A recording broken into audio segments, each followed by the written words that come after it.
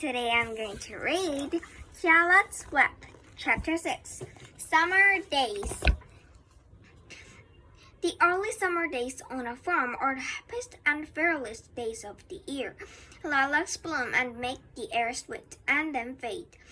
Apple blossoms come with the lilacs, and the bees visit around among the apple trees. The days grow warm and soft. School ends, and children have time to play and to fish for trouts in the brook. Avery often brought a trout home in his pocket, warm and stiff and ready to be fried for supper. Now that school was over, Fern visited the barn almost every day to sit quietly on her stool. And the animals treated her as an equal. The sheep lay calmly at her feet. Around the 1st of July, the workhorses were hitched to be mowing machine, and Mr. Zuckerman climbed into the seat and drove into the field. All morning you could hear the rattle of the machine as it went round and round, while the tall grass fell down behind the cutter bore in long green swatches. Next day, if there was no thunder shower, all hands would help rake and pitch and load, and the hay would be hauled to the barn in the high hay wagon, with Fern and Avery riding at the top of the load. Then the hay would be hoisted, sweet and warm, into the big loft until the whole barn seemed like a wonderful bed of timothy and clover. It was fine to jump in and perfect to hide in, and sometimes Avery would find a little grass snake in the hay and would add it to the other things in his pocket. Early summer days are a jubilee time for birds. In the fields, around the house, in the barn, in the woods, in the swamp, everywhere love and songs and nests and eggs. From the edge of the woods, the white-throated sparrow, which must come all the way from Boston, calls, "Oh, Peabody, Peabody, a Peabody on apple bough." The phoebe teeters and wags its tail and says, "Phoebe, Phoebe." The song sparrow, who knows how brief and lovely life is, says, "Sweet, sweet, sweet interlude, sweet, sweet, sweet interlude." If you enter the barn, the swallows swoop down from their nests and scold. "Cheeky, cheeky," they say. In early summer there are plenty of things for a child to eat and drink and sew and chew. Dandelion stems are full of milk. Clover heads are loaded with nectar. The Frigidaire is full of ice-cold drinks. Everywhere you look is life. Even the little boys spit on the wheat stalk. If you poke in a pot, has a green worm inside it, and on the underside of the leaf of the potato vine are the bright orange eggs of the potato bug. It was on a day in early summer that the goose eggs hatched. This was an important event in the barn cellar. Fern was there sitting on her toe when it happened. Except for the goose herself, Charlotte was the first to know that the goslings had at last arrived.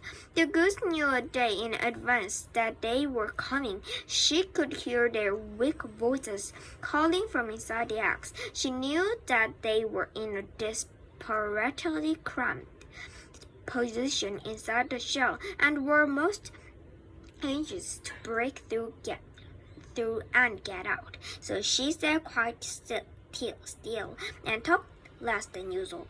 When the first gosling poked in its gray-green head through the goose feathers and looked around, Charlotte spoke and made the announcement.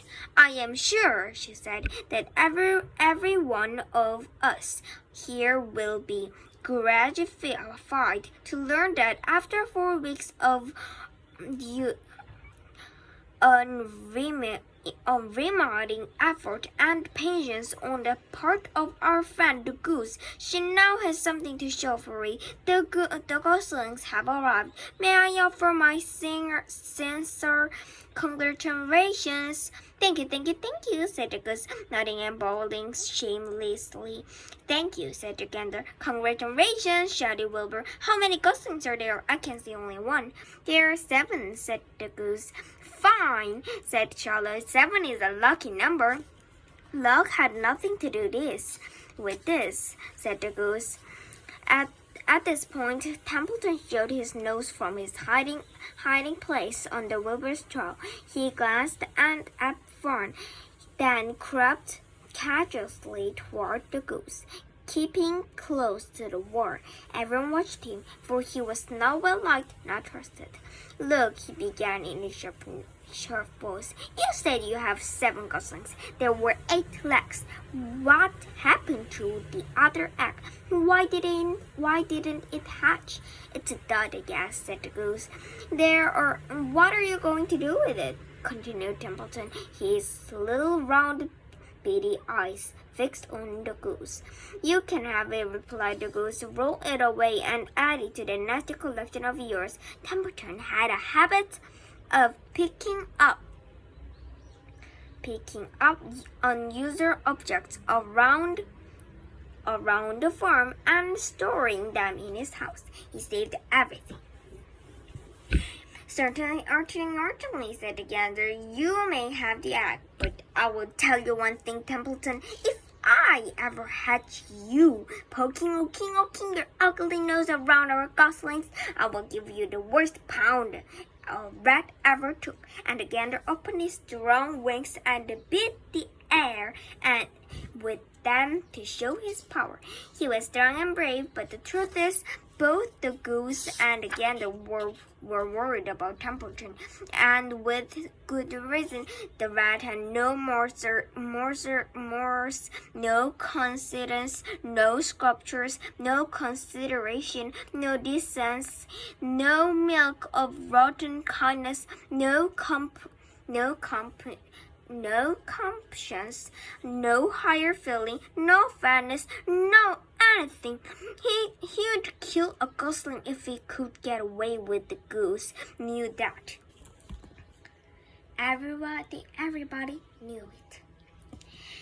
With her broke, Bill the goose pushed the unhatched egg out of the nest, and the